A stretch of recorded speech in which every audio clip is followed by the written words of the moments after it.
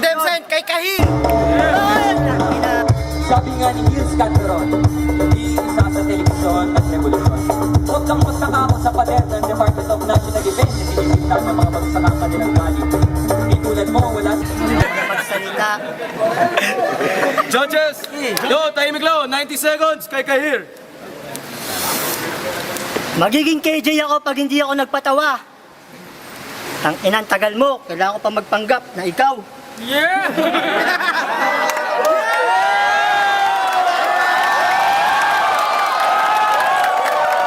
Ano ba pinagmamalaki mo? Mas matangkad pa ako sa'yo.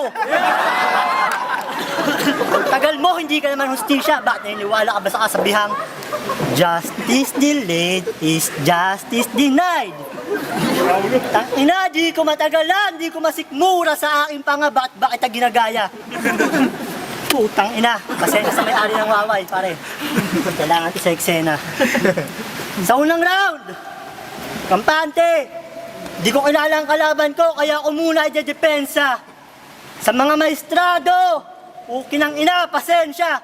Pagkatapos kong sapakin at pag napatumba, ang punggok na to, doon yung makikita kung gano'ng kaiksi ang aking pasensya. Tangina, bakit di ka na tumangkad na kulang ka sa salsal? Huwag mong sabihin na matanda ka na naman. Ukinang ina naman, ikaw lang ang matandang walang pinagkatandaan. Gara mo pumorma, piling mayaman. Kahit nasabihin mo, ikaw isa sa mga pinakamayaman o anak ka ni Lusyutan, mamumulubi ka matapos maranasan ang hagupit ng kahirapan. Isusunod ko pa ba kasunod na rhyme? Sunod na. Orani Bataan, ang lugar kung saan ka makararanas ng kahirapan, baby. Sabihin na natin na ginagalang kita. Isa ka sa mga alamat ng hip-hop sa Olongapo. Lado ka. Mano ka? Pero, kung ipagpapatuloy mo ang paggamit ng mga mahina at linya mong bano, ang pinagmamalaan mong pundasyon, pukin ang ina mo, katulad mo, guguho. Para mo na rin minalapat na tumayo sa fault line. Habang aking mga kataga, lumilundol na, bumabayo parang sa Japan. Intensity 9! Ewan ko ba kung bakit tayo ang pinagtapat. At kahit first time natin magharap, nakarating na sa alaman ng lahat. Napukin ang mukha, light years ang ating agwat. Hindi ito nakahagip ng attention span sa sariling tahanan. Kaya kulang sa pansin. Kaya hindi na ako magtataka lahat ng mga sasabihin mo, puro kasinungalingan. Ang hiling ko lang naman bago ako mamatay, makahanap ako ng katapat na mature na kalaban, pero bakit ako tinapat sa kalaban nung premature nung isinilang? Mahinang nilalang. Mahinang nilalang kung sa bagay. Para ko na rin kinakalaban ng sarili kong kahinaan na ilang beses ko nang napagtagumpayan. Nakatala na yan sa kasaysayan. At kung si Looney, merong ready to eat, ako'y mahilig sa rapper na hilaw. Wala lang luto, gagawin kitang kinilaw. Para espesyal. Sino ba naman ako para hangaan mo isang bata na merong isang dihamak na IQ mas mataas pa sa'yo? Huwag mong sabihin katoliko ka, huwag kang sumamba sa iyong iniidolo. Ang ina mo. Time. Paano ang banat kay Kahir? Okay, sige, magpapakatotoo na ako. Ayoko naman talagang gayahin ng isang katulad mong bobo. Yun. Ano ang pakiramdam ko kung may mga militar? Aktivista nga ako! Utang ina mo, ngayon masaya ka na? Sinisiguro ko, hindi naman ako katulad ng iba, namely akbayan na bayaran. Pasintabi sa inyong kanya-kanyang politika. Pero medyo na personal ang puta. Sige, sa aking pangalawang round, ako ay sa tihi kong papatas. At ang katotohanan na yakin nang isisiwalat para ka lang sa aking asin na walang kaalat-alat. Dami mong hindi nalalaman. Kagaya ng French fries ay nagmula sa patatas. Ano nga ba naman ang aasahan sa isang pangit na kalaban? Sige, pakonswero sa mga dumalo. Bibigyan ko kayo ng magandang laban. Alam naman nating lahat, itong si Japon, sa kultura marami ng kasalanan. Marami na akong nakalap na pruweba. Plansyadong nilatag ang bawat testimonya. At oo, si Righteous One ang tatayong testigo at magpapagulong ng ebidensya. Sapagkat sa mata ng batas dapat patas ang hustisya. Meron pa si Ngongi. Alam mo yung gagawin ni Ngongi? Siya ang babasa sa'yo ng sintensya. Magpakabait ka! Dahil si Mike Cosa, ang kasama mo sa selda. Pag tinalikuran kita habang ako'y nagsasalita, pumipito ng mga bara, sa English, behind the bars! Di mo na gets.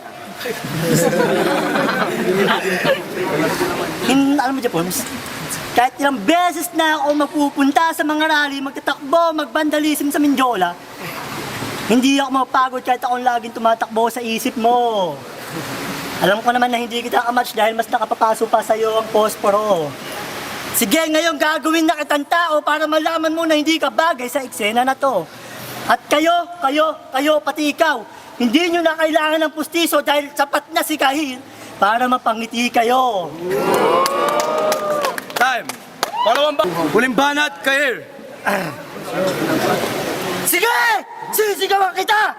Bakit buhay pa ako? Di mo ko kayang ibaon! Roy! Tigun na ako sa'yo, pukin ang ina mo boy. Sige! Sa huling yugto ng ating digma! Ibubuhos ko na ang aking opensiba! Para ba akong isang makatang gerilya na bumaba mula sa Cordillera? Kuha na lang kayo mamaya sa labas. Sa larangan na ito, seryoso na muna. Time first muna sa patawa. Hindi ko balak tuligsain ng ibang mga galing na rapper na may halong kwela. Kwera ka.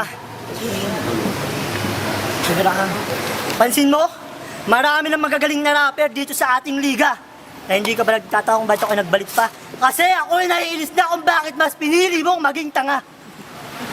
Wala sa vocabulary mo ang salitang pag-unlad. Kung si Delo nag-evolve, ang kaharap mo si Kahir na new and improved.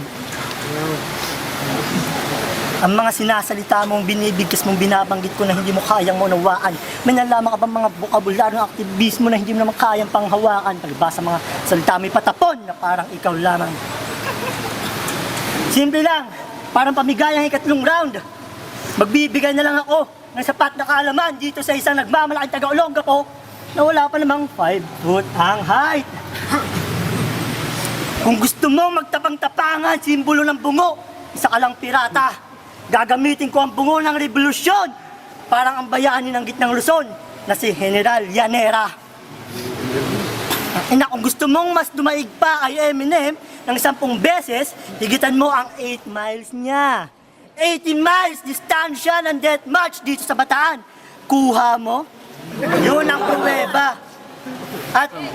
At sa online poster sa pagitan naming dalawa, ako lang naman ang hinahanap ng sangkatauhan. Pruweba na iisang tao lang. Ang aking presensya napakalakas para ang pinalilibutan ng sinukob. Ang sangkatauhan nasa iyong harapan ang magbibigay sa iyo ng pahirap. Bakit ka inaabahan? Dahil ba nakatapat mo na ang isang mandirigma na ang dugo ay dumadaloy sa ugat ng himagsikan? Ngayon, ipakikita ko sa iyo kung gaano ka makatarungan ang pagbibigay ng hatol ng hukumang bayan! Time.